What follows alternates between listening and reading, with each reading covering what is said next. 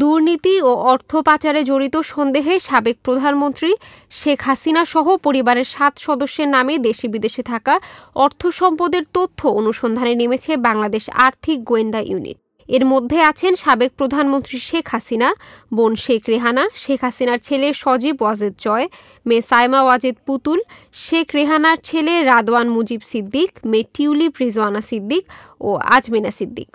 এদের নামে দেশের ব্যাংক ও ফাইন্যান্স কোম্পানিগুলোতে থাকা অর্থ সম্পদের তথ্য চেয়ে চিঠি দেওয়া হয়েছে।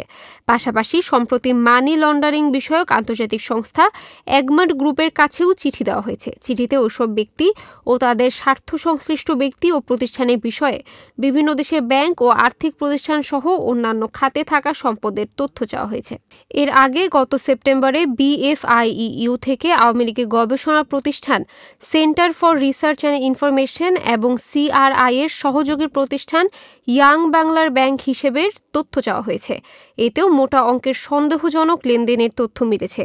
এসব প্রতিষ্ঠানের সঙ্গে জড়িত থাকার দায়ে শেখ হাসিনার ছেলে সজীব ওয়াজেদ জয়, মেয়ে সাইমা ওয়াজেদ পুতুল, শেখ রেহানার ছেলে রাদওয়ান মুজিব সিদ্দিক, মেয়ে আজমিনা সিদ্দিক ও সাবেক মন্ত্রী নসরুল হামিদের ব্যাংক হিসাবের তথ্য তলব করা হয়েছে।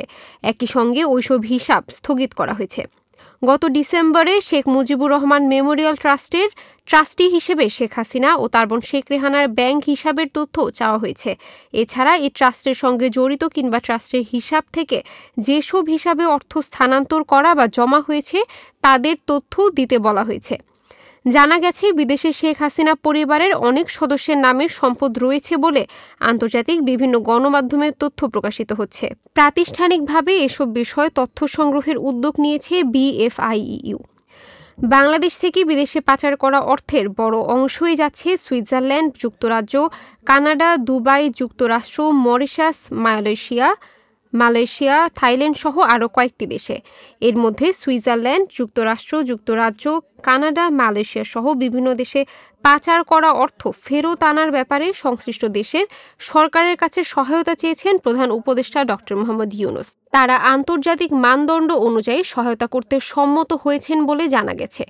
এর আগে শেখ হাসিনা পরিবারের দুর্নীতি অনুসন্ধান ও পাচার করা টাকার সন্ধানে দুদক, CID ও জাতীয় রাজস্ব বোর্ডের সমন্বয়ে 10টি টিম গঠন করা হয়েছে। সেগুলো সমন্বয় করেছে BFIEU।